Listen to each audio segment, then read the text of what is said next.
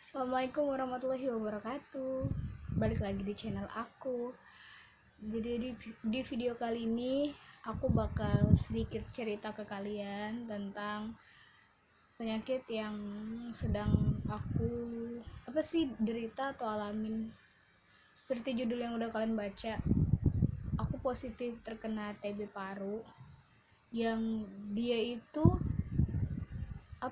penyakitnya tuh nular, dan nularnya itu juga bisa karena kita ngomong sama orang yang emang TB paru, atau bisa juga karena udara yang udah tercemar oleh bakteri dari TB paru itu. Karena TB paru itu dia asalnya dari bakteri. Jadi awal mulanya itu aku batuknya udah lama sih, udah dari sekitar tahun lalu. Cuman kesalahannya ada di aku nggak mau periksa, dan kebetulan aku juga punya benjolan di leher kiri kanan itu. Tapi benjolannya udah lama banget. Sayangnya itu benjolan nggak pernah ada keluhan, aku nggak pernah sakit, nggak pernah demam, nggak pernah ini itu, nggak ada. Jadi aku kayak ya udah sih, mungkin nggak apa-apa, walaupun sebenarnya aku juga penasaran ya kan.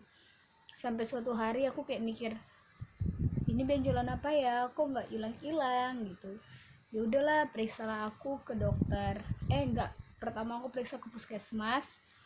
Terus di puskesmas aku dirujuk ke Poliparu, dan di Poliparu aku langsung dokternya bilang kamu harus dioperasi atau enggak rujuk ke Samarinda.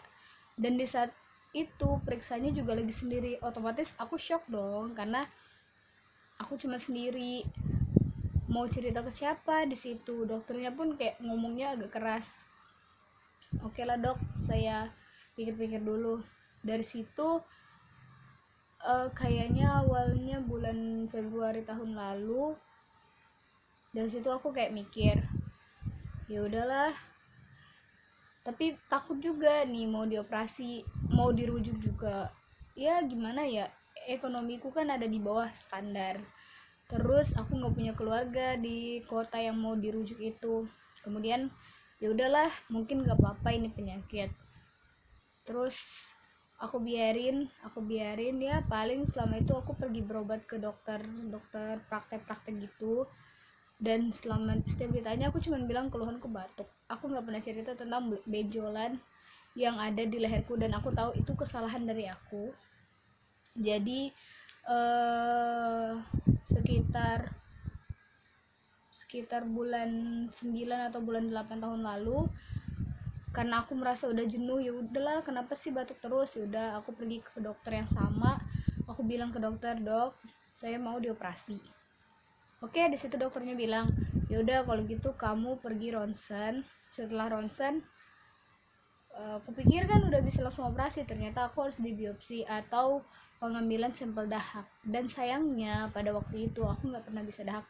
Sampai bisa, kalaupun bisa dahak sedikit, itu pun kayak dia mintanya beberapa mili, sedangkan aku cuman sedikit banget.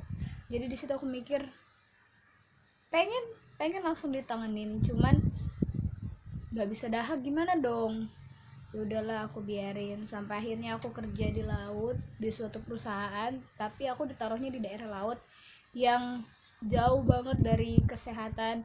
Kalaupun aku mau pergi ke pusat kesehatan kayak puskesmas itu, aku harus nyebrang naik dompeng.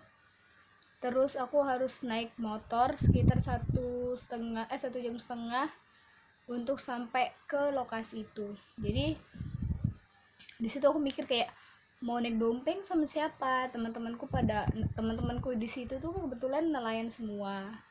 Kalau siang mereka nggak ada. Jadi ya udahlah, kalaupun aku pergi ke Tanjung, kebetulan kan aku tinggal di Tanjung, aslinya orang Tanjung tapi kerjanya di laut. Kalaupun aku ke Tanjung hari Minggu, nggak ada puskesmas atau rumah sakit yang buka, aku pergi ke dokter, ya aku cuma bilang keluhannya batuk. Dan lagi-lagi aku tahu itu salahnya di aku.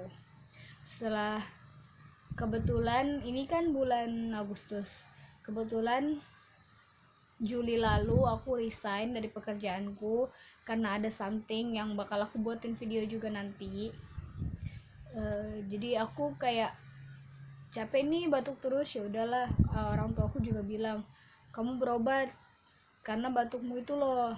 Kebetulan di minggu-minggu ini kayak kok batuknya parah banget sampai aku nggak bisa tidur tapi nggak pernah bisa dahak. Pergilah aku ke puskesmas, aku ceritain sama dokternya aku udah pernah kesini, aku udah rujuk ke sini sini sini, dan kendalanya waktu itu nggak ditanganin karena aku nggak bisa keluarin dahak. Jadi sampai di sana aku dikasih obat batuk dan obat pengencer dahak. Terus di hari yang sama aku disuruh keluarin dahak yang aku nggak bisa dahak tapi harus dahak. Ujung-ujungnya aku rasa pada waktu itu kayaknya ya yang keluar cuma liur. Terus hari kedua aku coba, itu ada sedikit sedikit banget dahaknya, tapi alhamdulillah sih. Aku gini loh, kalau misalnya cuma liur itu otomatis penyakitku nggak ketahuan kan. Di situ dari awal juga aku emang didiagnosa TB paru, cuman karena dokternya harus tahu biopsi dari hasil cek dahak. Biopsi aku nggak tahu sih, pokoknya dia bilang gitulah, hasil cek dahak itulah terkendala. Setelah kemarin dikasih obat pengencer dahak, alhamdulillah dahaknya keluar walaupun cuma sedikit, yang penting bisa buat dicek di lab. Terus pas aku ambil hasilnya ternyata aku positif TB paru. Dan yang bikin sedih lagi adalah aku nggak tahu itu dapetnya dari mana, kok bisa di aku. Dan maksudnya gini, kalau misalnya orang TB paru biasanya dia makin kurus, sedangkan aku malah makin gemuk. Apa sih, aku ya dari zaman sekolah tuh berat badanku cuman 39-40, nggak pernah lebih. Tapi kemarin aku bisa sampai 45 kilo, 46, bahkan aku sampai napas tuh susah karena ya mungkin kayak udah kepenuhan gitu kan, padahal baru 46 kilo.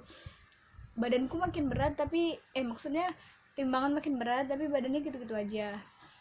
Dan setiap ditanya turun timbangan badan kamu turun, enggak dok, saya malah pernah naik banget terus turun perlahan, tapi naik turun karena kadang 43, 42, bahkan terakhir ini kemarin 41, besokannya 42. Jadi kayak bukan gejala-gejalanya gitu kan. Dan aku juga makannya tetap lancar, tapi ya gimana, ternyata bakterinya kenceng banget, kuat banget. Saking kuatnya tuh kayak aku harus terima ternyata aku positif TB paru. Dan kalian lihat, mulai sekarang aku nggak bisa lepas masker, sedih deh.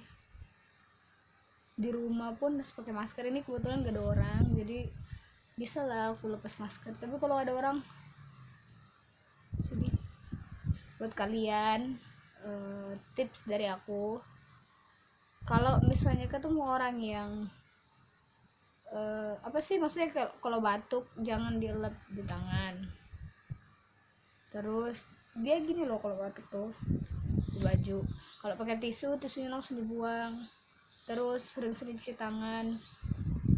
Terus apalagi ya pokoknya jangan sampai kalian kena TB paru. Karena kalian bayangin, aku harus minum obat rutin selama 6 bulan, gak boleh putus. Semoga bermanfaat ya.